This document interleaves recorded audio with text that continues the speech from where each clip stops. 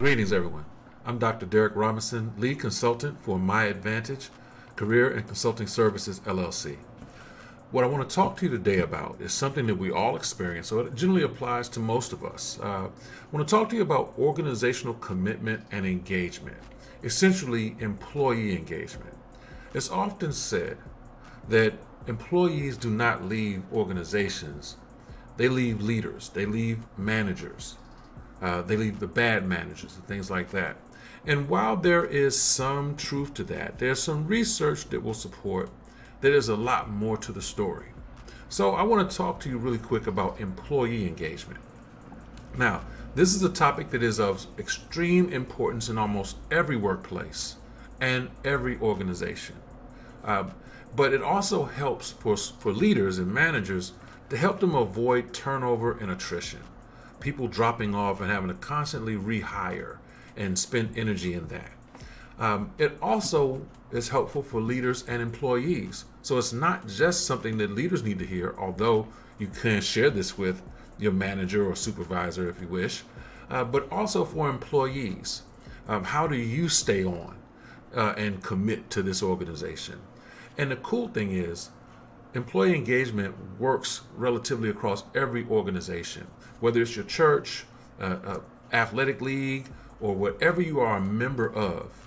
These information here applies to that.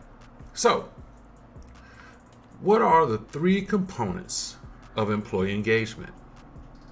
The three components of employee engagement are vigor, dedication, and absorption.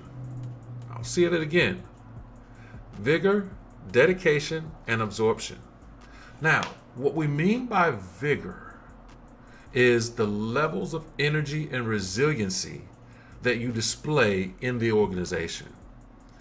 It governs how we interact with one another, how we see the future and ourselves in that future in the organization, our future outlook, if you will, and how we find a sense of mastery, relatedness, and emotional reactivity, how we come to know what we specialize in, how we are connected to those who are around us, and also how we react to setbacks, to tough days, things like that. That's vigor. That's your energy level. That's your resiliency.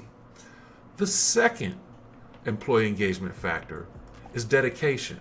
And what we mean by dedication is your inspiration or enthusiasm to be in the organization. It governs how you choose to commit to the organization. You know, there's some people who actually go to work and go straight home.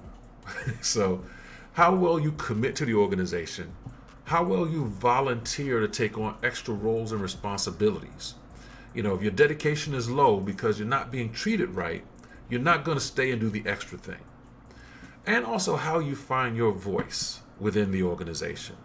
How well your voice is respected, how often you're heard, and how often you will volunteer to share your voice in an organization. So your dedication to the organization is extremely important. When you have high dedication, you have high levels of commitment, you have people volunteering to do the extra things, and you have people who feel like they can be heard in the organization. The reverse is also true as well.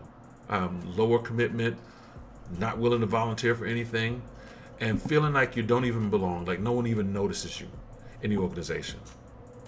Now, the last part is absorption. Absorption simply means ability to become engrossed or immersed in an activity within the organization. How do you find reasons to come back every day outside of I need the money? How do you find yourself in your work? Like how much of the work that you do is a part of who you are as a person, or you find who you are as a person through the work you do? And also, how do you make meaning of the work that you do?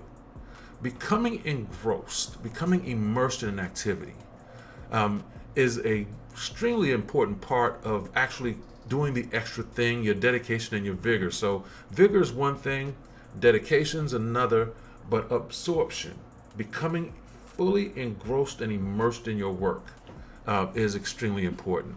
And you can tell your supervisor, and if you are a supervisor or a manager, helping employees find a way to find themselves, to get immersed into something is the job of the manager, is the job of the supervisor, the job of the leader.